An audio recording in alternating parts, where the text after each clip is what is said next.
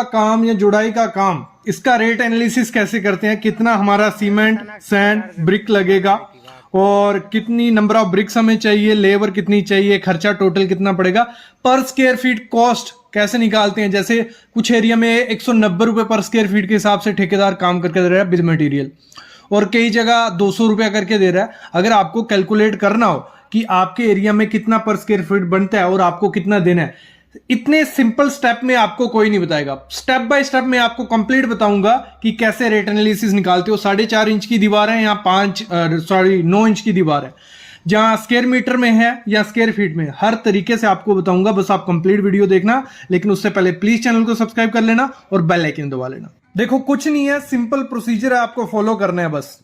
हम एग्जांपल ले लेते हैं, कल आपके कमेंट्स थे कि 100 स्क्वायर फीट की ले आओ रेट एनालिसिस, तो हम एग्जांपल लेते हैं 100 स्क्वायर फीट ही एरिया हमारी, मतलब 10 बाय 10 की दीवार है, 10 फुट बाय 10 फुट की दीवार है हमारी, ठीक है। 10 फुट बाय 10 फुट की दीवार है और चौड़ाई कितनी है उसकी, मतलब 9 इंच है, उसको मैंने फुट में कन्वर्ट कर लिया, जैसे मैंने आपको कल बताया था। इसको डिवाइड करना होता है 12 से। क्लियर, 100 स्क्वायर फीट है, इसके हिसाब से करेंगे सब कुछ।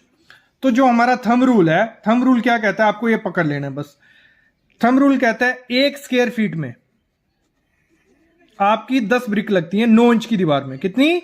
10 ब्रिक लगती है 9 इंच की दीवार में। और 1 स्क्वायर फीट में आपका सीमेंट लगता है 1.198 kg, और सैंड आपकी 1 स्क्वायर फीट में लगती है 0.175 CFT, ठीक है। मतलब इसको गांठ बांध लो, आपकी जितनी भी ब्रिक है, आप घर पे जितनी भी ब्रिक वर्क करा लो, 10-20 मंजिल करवा लो, आप कैलकुलेट कर लोगे कितना ब्रिक, कितना सीमेंट, कितना सैंड लगेगा। मतलब 1 स्क्वायर फीट में अगर पता चल गया 10 ब्रिक लगती है और 1.198 kg हमारा सीमेंट लगता है और 0.175 CFT हमारा सैंड लगता है, तो क्वांटिटी कैलकुलेट कर लेंगे।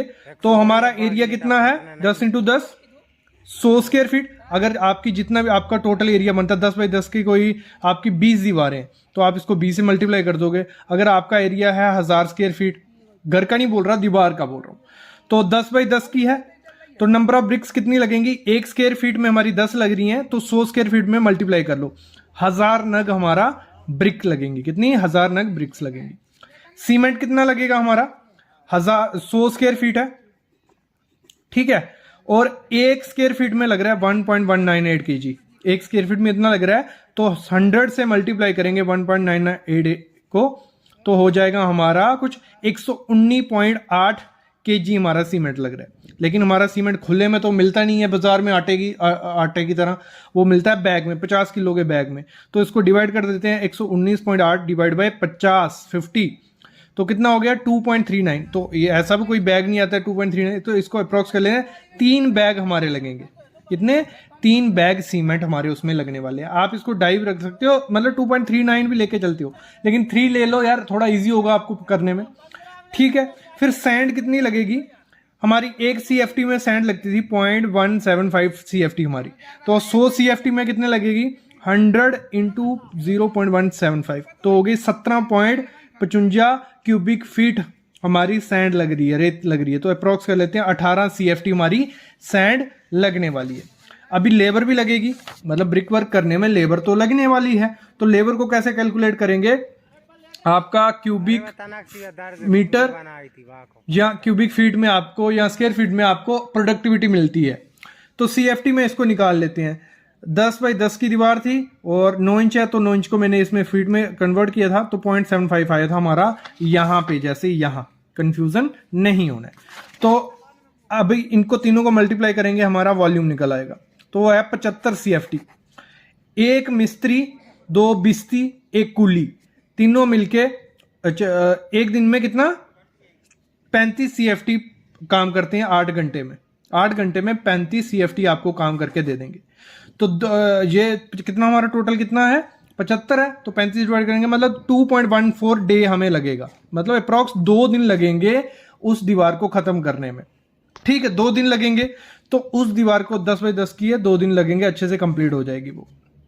तो इनका रेट निकाल लेते हैं। एक मैसन लगेगा हमारा 2 दिन के लिए, मैसन का रेट कितना है 1000, तो 2.214 लगेगा हमारा उसको, तो हो गया 2140 रुपया हमारा मैसन का खर्चा है, क्लियर। अभी खर्चा निकालेंगे। बिस्ती मतलब जो लेबर रहेगी साथ में, उसके 2 लेबर रहेंगी, एक तो मसाला बना के पकड़ाता जाएगा और एक ब्रिक पकड़ाएगा उसको, एक नीचे से ब्रिक लाएगा कूली।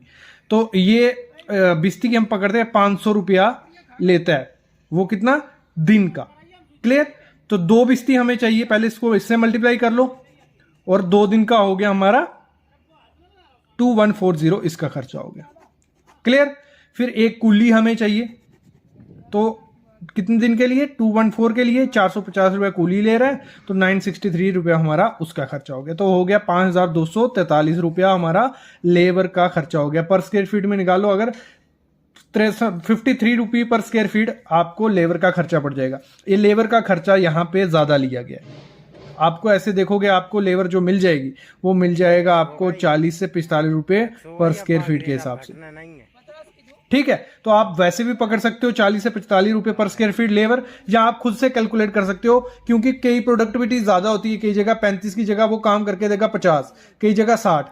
तो यहां आप बिस्ती 1 कर सकते हो, फिर आपका ये खर्चा 40 रुपए पर स्क्वायर फीट के हिसाब से बन जाएगा। मतलब मैंने आपको इसका प्रोडक्टिविटी निकालना सिखा दिया, किस तरीके से निकाला जाता है।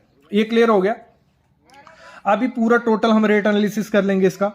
लेबर हमें चाहिए, लेबर हमारी 100 स्क्वायर फीट काम करने के लिए 53 रुपये हमें मांग रही है हमसे, 53 रुपये। ठीक है। तो 5300 रुपया, 5300 रुपये हमारे हो गए लेबर का खर्चा। ब्रिक 1000 नग हमारा कैलकुलेट हुआ था। यहाँ देखो क्वांटिटी, अभी यहाँ इसको थोड़ा इधर करते हैं, कंफ्यूजन नहीं करनी है। कितनी नग निकला था हमारा ब्रिक? 100 नग, सॉरी 1000 नग।